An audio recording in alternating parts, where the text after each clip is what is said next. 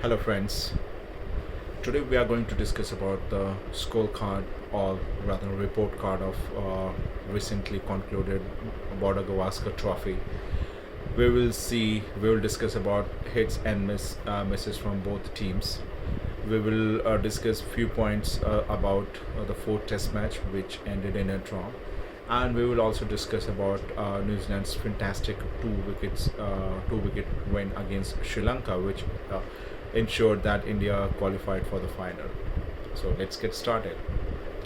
So India, uh, for the fourth time successfully, India defeated Australia and won the Border Gavaskar Trophy by a score line of 2-1. This is the same score line since last four times. Um, by doing this, India became the third team who defeated Australia more than four times successively. Uh, the first team was England, which did, and they accomplished this in 18th century. West Indies did the same. They defeated Australia five times successfully in five different series during late 80s and 90s. And now India is the third team which has defeated Australia successfully four times. First of all, we will talk about the fourth test match, which was draw. As I mentioned during the preview uh, video, that this test match has high probability to go draw, to become draw because of the pitch, and the same thing happened. Uh, this is pretty ironical. I mean, current modern cricket is highly biased against bowlers. It's they're highly unfair to bowlers, and it's not only about cricket rules, but umpires. You talk about cricket experts, commentators. Everyone is, and even public, they are biased. They don't enjoy a good bowling performance, but they, on any given day, they will go ahead and they will praise lavishly any batsman who is scoring a century even on a good batting surface. So during this series, in first three test matches, pitch was not that conducive for batting, or should I would say that pitch was not that batting friendly. It was not that, except the third test match in Indore. In first two test matches, pitch was decent. It was, I would not say that it was batting beauty, but it was it. But any batsman who was able to spend time, they were able to score runs. It's just that modern cricketers who are fed on a lot of white ball cricket, they have their technique is not that they are able to play good quality spin, and it is true for both the teams, whether it's Australian batsmen or Indian batsmen, and that's the reason they were struggling, and and all the first three test matches ended within 3 days, and it created a huge issue from everyone, from commentators, public is saying that we why test matches are finishing in 3 days, it will kill test matches. Commentators are saying that, oh, this is India is taking benefit, they are preparing underprepared pitch, they are offering underprepared pitch. But no one raised any questions when the fifth test match was played on a literally on a road, which resulted in a still draw. I mean, what's the benefit of uh, watching a cricket match for 5 days when there's no result for that? Similarly, when bowlers like Ashwin, Leon, and others took wickets on initial in first three test matches, they have not got that kind of mileage or that kind of footage in media, because everyone said that they took those wickets on the bowling friendly wickets. But when there were four players who scored test match in the last test match in Ahmedabad, but no one questioned that it was those runs were scored on a batting beauty. Everyone praised that, oh, now they have scored century. This is amazing thing, and this is the one of the greatest century. So this biasness should be removed. Uh, with due respect to talent of all the batsmen, all the centurions, whether it's Usman Khwaja, uh, Cameron Green, Shubman Gill, and Virat Kohli. They are all four are highly talented, and I'm sure that they will score runs on different pitch, even on bowling friendly pitch as well. So it should always be a balance of batting and bowling. In my view, the first Test match which was played on Nagpur was the decent pitch. It had something for pacers, for spinners, and even for batsmen who were willing to spend time. They were able to make runs. Talking about this is Australia will really be feeling bad as they have lost this golden opportunity of winning a test match in India, or test series rather. They won a test match in India. I would say that this time they had a very strong team, and there were a lot of issues on India's side. So this was their best opportunity to win a series in India. In Khwaja, Steve Smith, and Labuschagne, they have three of the best players in overseas conditions. If you look at their average, their average is more than 50 in subcontinent conditions, especially. Both Labuschagne and Smith, they scored good runs in Pakistan and earlier in Sri Lanka as well. Same is the case with Khwaja. In Nathan Lyon, they had a very, I would say that best spinner from Australia to play in India, who can take wicket at any juncture of the match with a new ball, old ball. He was able to break partnerships. So they had a very good chance, but they messed it up with some shocking selections. For example, they selected a lot of unfit players or injured players, hoping that they will recover after one test or two test matches. Instead of that, they could have picked a young team, youngsters, just like they did while picking spinners like Murphy and Krumman, who were effective. They picked Hazelwood, Cameron Green, Mitchell Stark. All three of them were injured for first two test matches.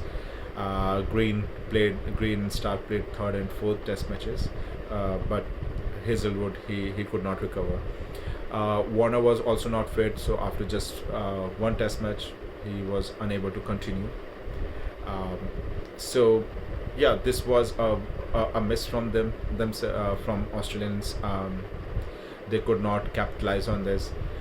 If you go ahead and just summarize all the four test matches, it was a matter of one session where they lost the first and the second test match.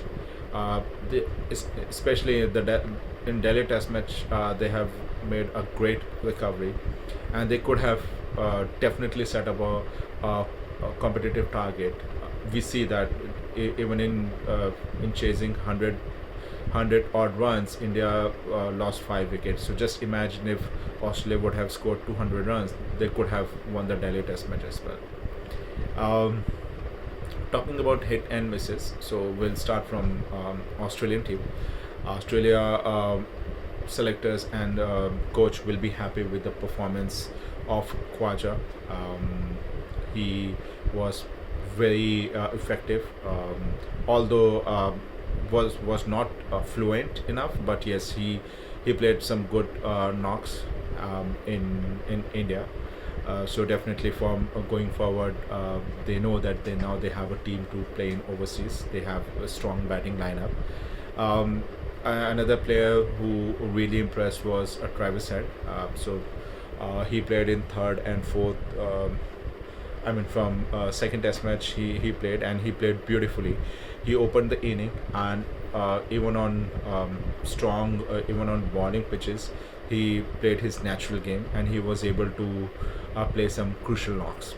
So it's a good news for Australian selectors, because in previous all tours, Travis had really struggled against spinners, but now he has developed a game for that. So it will be very beneficial. It is good for Australian future.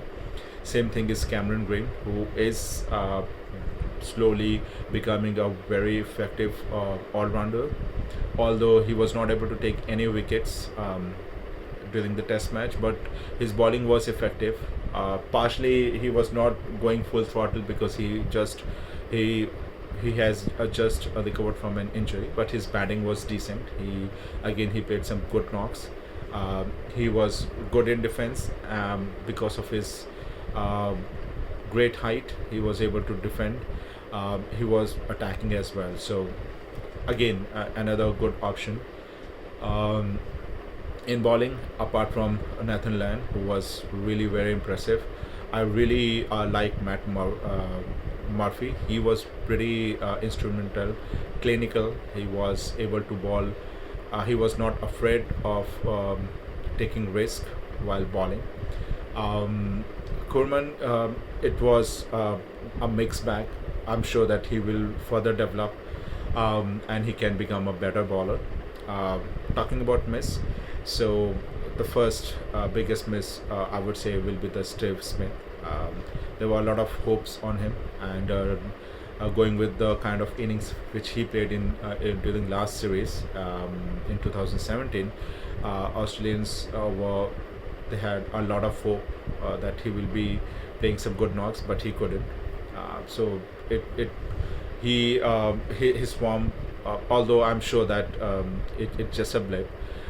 From next series onwards, he will be back scoring runs. But yes, this series it was a miss for Steven Smith. Second player is David Warner, who has never, who always had a average Indian series, or in he hardly played any uh, big knock in subcontinents. So he got injured after two test matches. So it was more kind of a blessing in disguise, as he does not have to play in third test match especially. Um, Apart from that, in bowling, they will be disappointed with the bowling of their captain Cummins. Stark, they were not able to take wickets. Comparatively, Indian pacers were able to take wickets both with convention swing and reverse swing, but that was not the case with Cummins and Stark. So definitely Australia will be feeling disappointed by that. And one more player I forgot to mention, Peter Henskog. He was also very effective. He was another plus for Australia during this series. Talking about India, definitely the biggest plus for India will was ever reliable Ravichandran Ashwin. He took 26 wickets, and he was instrumental in the wins. Um, he, I mean, whatever I say about Ashwin, it will be less. He's far more effective player. He's a great player. He played some crucial knocks with the bat as well. Second player, Ravindra Jadeja, he made a comeback, and there were questions whether he will be able to deliver or not. But he played good overall cricket.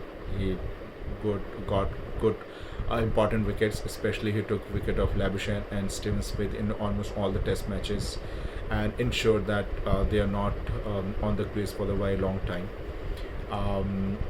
With that, he did not play big knocks, but yes, his even small knocks were important, from India's point of view.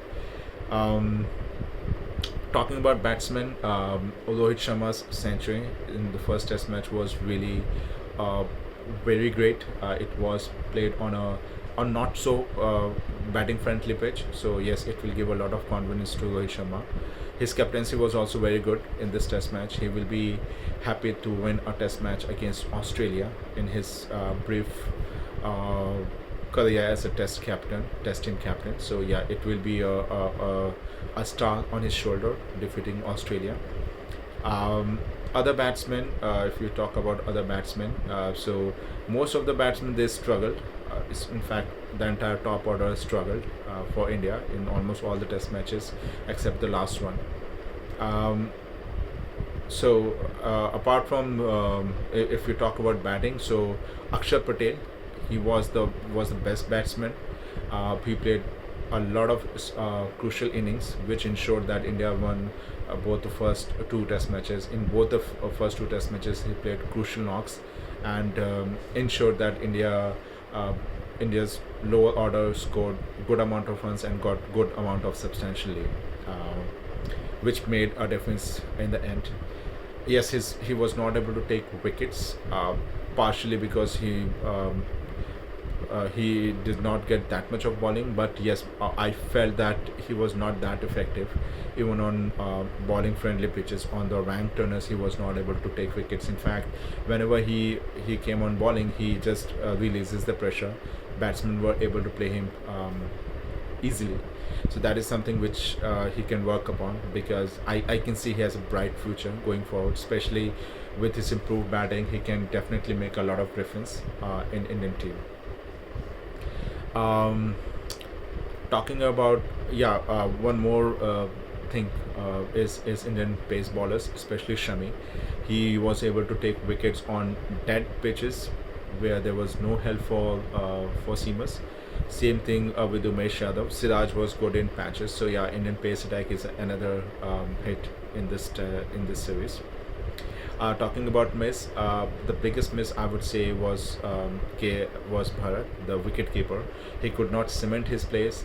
Definitely, Rishabh Pant's shoes were too big to fill, but he was not able to even play decently with the bat. His only knock of substance was 44, that came in the last Test match on a batting pitch, but in none of the Test matches he was able to score runs. Uh, it is more surprising because he is a decent batsman. He has scored tons of runs in Ranji, and also he played some crucial knocks in IPL. So yeah, it was pretty shocking to see him struggling, and it will be interesting to see whether he gets not as a keeper in WTC final in June or not, or India is going to try someone else. Um, Pujada is another player with whom I'm disappointed, because he has a lot of. Uh, I mean, in every Border Gavaskar trophy, he has been mainstay of Indian batting, but he struggled this time. He was not able to forget about any big century. He was not able to get even half centuries. Uh, yes, he played one crucial knock in Delhi Test match in the second inning to win that Test match. But apart from that, there was nothing. He will definitely be part of WTC final. But yes, after that, India may go ahead and try some alternatives. Don't be surprised if, just like Rahane, he's sidelined from the team. You never know. Apart from that, Kohli got a century, and because of his 180 runs, his overall average improved. But he was also someone who disappointed, especially in first three Test matches. Uh, Shubman Gill, he was okay. He played two Test matches, got one century. Rahul was a disappointment. So one thing which I want to mention is that none of Indian batsmen played any Ranchi game apart from Pujara. So there was no preparation, and this is something which is really very concerning. And uh, selectors and team management should go ahead and should take care of this. Especially, it was meaningless to play all your Test players in one day series against New Zealand and Sri Lanka. They could have used that time to allow players like Kohli, Shuman Gill, and others who are part of Test team to go ahead and gain some experience against on turning track, on spinning track. That didn't happen, and trust me, if not for the India's lower order batting, things could have gone nasty, and result would have been different. So maybe going forward, this is something which India can work upon, especially when this they are going to play a home series against strong team.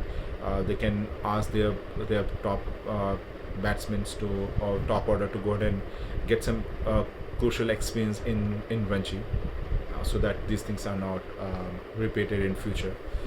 Um, so to be very frank, I haven't watched the last day of play.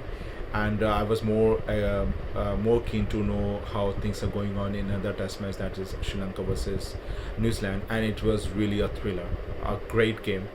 Um, New Zealand needed some around 300 odd runs to win. No, sorry, it was on 284 runs, which they have to score to win the test match. They scored on 30, 28, 27, 28 runs on the fourth day on by loss of one wicket, and it was going to be an interesting fifth day. On fifth day, first session was almost washed off because of rain, and a draw was the most prominent option for that test match. But kudos to Kane Williamson, who held one end, ensured that the wickets are not falling in heaps, and some amazing inning play and some amazing hitting done by Darren Mitchell, who scored some 84 odd runs on almost by 100 strike rate, ensured that New Zealand were in the game till the last till the last moment. And one very important thing which Kane Williamson did, which might be something Kohli can try later on, is to trust his tailenders. I mean, I discussed it earlier as well, that if Kohli would have trusted Shami and Yadav, who are pretty decent batsmen, he would have got his double century. Uh, in the case of Kane Williamson, he trusted players like Saudi, um, Matt Henry, and he was ready to take single and give them strike, which ensured that even the run rate was not going above. It was not something which was unachievable, and in the last over, uh, they were they required somewhere 7 to 8 runs, and it was pretty tricky on the last ball itself. I still believe that what I feel that especially the fifth ball of the match, it should have been a no ball. It was pretty high, but I think it was not given, and in the end, it was one run was required for on last ball, and again it was another bouncer which Ken Williamson could not connect, but. Kudos to to Wagner, who was injured.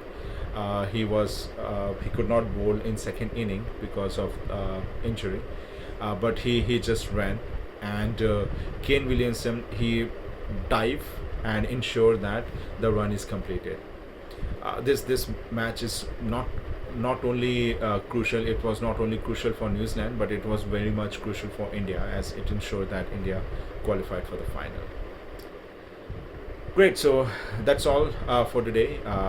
Tomorrow I will be discussing about what things can be achieved during the one day series between India and Australia. Thank you very much. Keep on watching. Please subscribe my channel. It will really motivate me. And share your feedback, comments if you need any. If you have any feedback, I would love to hear that. Thank you very much, and you have a great day ahead.